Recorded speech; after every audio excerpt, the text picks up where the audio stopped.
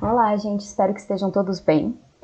Sou a professora Isabelle, a gente agora vai adentrar na parte de cinética química, que basicamente é falar sobre a velocidade, né, das reações químicas e ver aí um pouquinho o quão rápido ou quão lentamente uma reação pode ocorrer. Começando aqui, a gente precisa entender como, por que as reações ocorrem, tá? São dois fatores principais, que no caso a afinidade química e a superfície de contato. A afinidade química diz sobre uma tendência natural das substâncias reagirem entre si, né? Então depende da natureza das substâncias envolvidas na reação. E a superfície de contato, beleza, uma vez que elas têm essa tendência natural a reagirem, elas precisam ser postas em contato, tá? Então, de uma forma efetiva e eficiente, para que eu tenha a ocorrência da reação, levando à formação do produto. Tendo em mente esses dois fatores, a gente tem a teoria das colisões, que diz que as moléculas do reagente se aproximam com determinada velocidade, ou seja, elas estão em movimento, então elas têm uma determinada energia, tá? Elas se chocam e levam à formação de uma nova molécula, à formação do meu produto, beleza?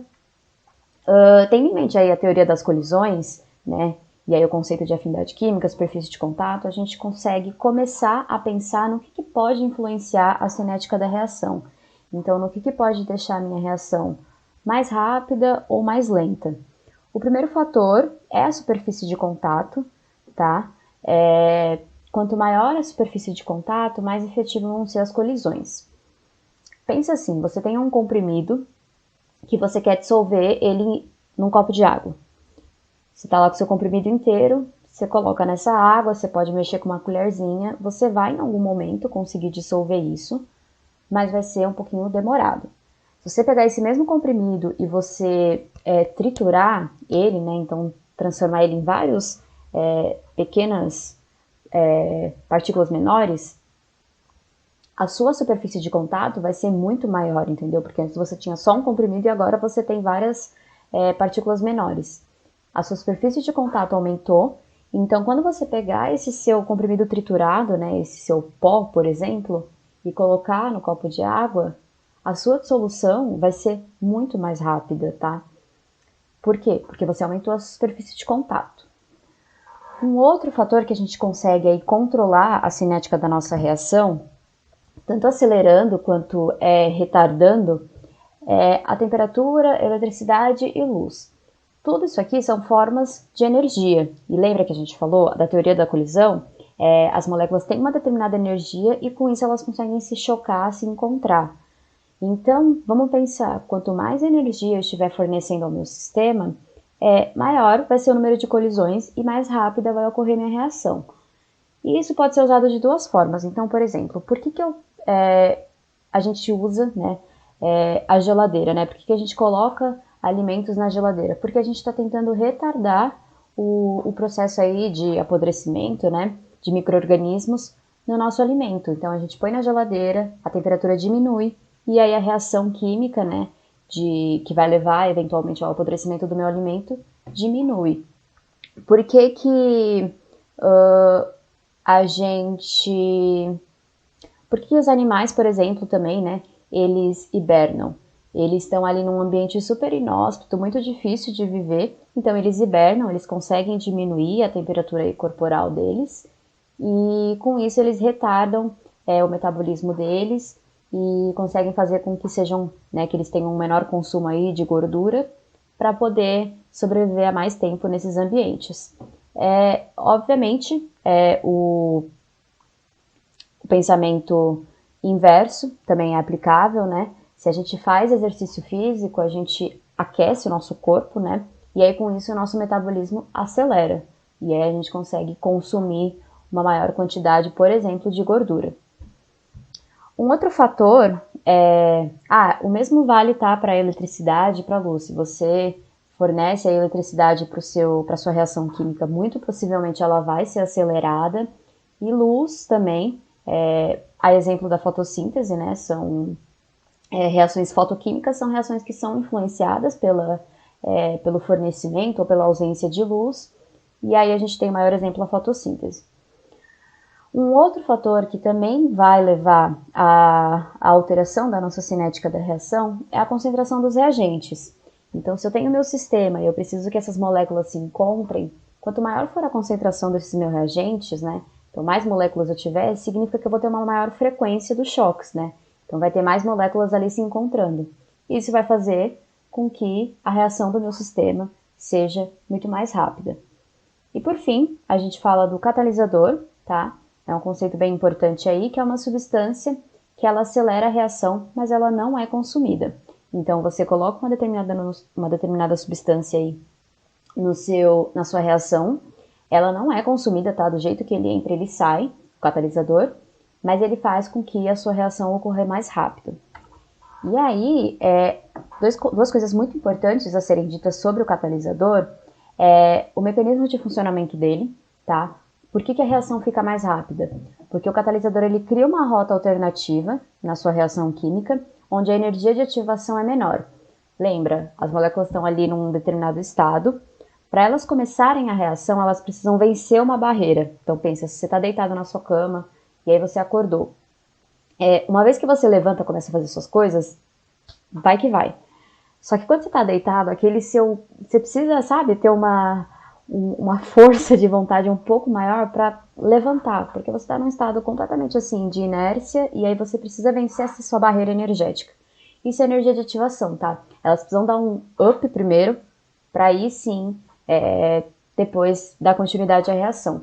O catalisador faz com que esse up de energia seja um pouquinho menor. Tá? Então aqui a gente tem um gráfico da quantidade de energia para ocorrer a reação e aqui o caminho reacional, no eixo X. Quando eu não tenho catalisador, ó, eu tenho aqui os meus reagentes, aí aqui está ocorrendo a reação, né? Sem o catalisador, né? Tem uma boa energia aqui de ativação, e aí aqui eu tenho a formação do produto. Quando eu coloco um catalisador, ó como a energia de ativação diminui. Percebam que a energia do produto vai ser a mesma, tá? A energia do reagente é a mesma, então a variação da entalpia não muda, mas o ponto é que a energia de ativação é o que muda. Também nesse sentido, o catalisador ele não altera de forma alguma o rendimento da sua reação, tá? Então, com ou sem catalisador, você vai ter a mesma quantidade de produtos. O que vai acontecer é que você vai chegar nesse seu produto muito mais rápido. Então, aqui a gente tem a quantidade de produto pelo tempo. Sem o catalisador, né, aqui na minha curva azul, percebam, eu cheguei aqui no meu produto desejado, né, no produto máximo, na verdade, possível, nesse determinado tempo. Quando eu coloco o catalisador, eu chego nesse produto máximo permitido muito antes, ó, tá bem antes no eixo X. Mas a quantidade do produto aqui no eixo Y, final, né, a quantidade final, é a mesma com ou sem catalisador. Então, o catalisador não vai alterar o rendimento da sua reação. Ele só vai diminuir a energia de ativação para que você tenha uma reação mais rápida. Beleza? Agora, falando um pouquinho sobre o mecanismo das reações. Pensa quando a gente está na estrada e aí a gente tem várias faixas e vários carros. E aí tem o pedágio, e aí no pedágio está aquela super fila. E aí, antes de passar no pedágio, né, os carros estão com uma velocidade bem baixa, porque está demorando. E uma vez que eles passam do pedágio, né, a gente tem uma determinada quantidade de veículos que conseguem passar do pedágio. Uma vez que eles passam desse pedágio, aí eles conseguem andar muito mais rápido, porque já não tem mais o tráfego que a gente tinha aqui antes do pedágio. Por que eu estou falando isso? As reações, elas ocorrem de forma muito similar a essa analogia aí do pedágio, tá? Pouquíssimas são as reações na natureza que ocorrem em uma única etapa, tá? Ainda que a gente fale muito assim de uma reação única, na natureza, na verdade, não é assim que elas ocorrem, tá? São várias pequenas etapas que você precisa passar. Então, quando você está na sua casa, você vai para a praia, por exemplo, pode parecer que eu estive na minha casa e de repente estava na praia, mas você teve que percorrer ali uma estrada, passar por um ou mais pedágios para poder chegar no seu destino final. A mesma coisa em química. E aí, então as reações ocorrem com mais de uma etapa. Essa é a nossa equação global, tá? Que é a geral, que é como se fosse sua casa, praia. Mas aqui a gente tem as reações elementares, que é cada uma dessas etapas. Então, pegando um exemplo bem genérico aqui, tá? Da reação desse nosso dióxido com monóxido aqui de carbono. Primeiro eu tenho aqui uma etapa onde duas moléculas do dióxido de nitrogênio vão reagir entre si, levando aqui a formação desse nosso nitrato e desse monóxido. Isso aqui é a nossa etapa lenta, tá? Isso vai ser fornecido para vocês, vocês não precisam saber. E aí a gente tem uma outra etapa que é chamada etapa rápida. No caso das reações químicas, para você determinar a velocidade da reação, o que vai ser determinante? A etapa lenta, porque se ela demora mais, é ela que vai ditar o tempo que a reação leva para ocorrer, tá? Lembrando, cada uma dessas etapas eu posso ter 2, 3, 4, enfim, quantas forem. Cada uma dessas etapas são chamadas etapas elementares, e aqui a gente tem a reação global. E aí vejam, por exemplo, tá? Como é exatamente o exemplo do pedágio. Aqui nos reagentes a gente tem várias moléculas, tá? Só que aqui a gente inverteu, né? Aqui é a etapa rápida, tá? Então, várias moléculas de reagente estão passando para um estado intermediário, beleza? E depois do estado intermediário para o meu produto final, efetivamente, é uma etapa lenta. Então, bem menos moléculas estão passando, porque o caminho da reação aqui o caminho permitido é bem menor. Se eu tenho uma etapa rápida e uma etapa lenta, vamos lembrar que quanto mais rápida a cinética da minha reação, menor a energia de ativação necessária, né? Então, por exemplo, aqui no caso do catalisador, o catalisador ele acelerava a ele acelerava a cinética da reação, deixava a reação mais rápida. Por quê? Porque a gente tinha uma menor energia de ativação, beleza? Então, se quanto mais rápida a minha velocidade reacional, menor vai ser a energia de ativação. Então, se eu pegasse esse esquema aqui reacional e colocasse num gráfico de energia por caminho da reação, a gente teria que a etapa rápida, ela tem uma energia de ativação muito menor do que a minha etapa lenta, que tem uma energia de ativação, ó, o pico aqui é muito maior, tá? E aí, inclusive, esse esqueminha e esse gráfico aqui foram de uma questão da Unesp, onde ele dava esse desenho e perguntava qual que era o gráfico de energia por caminho de uma reação aí que tinha mais de uma etapa, né? Então, no caso, tinha duas etapas elementares, tá bom? Por enquanto é isso.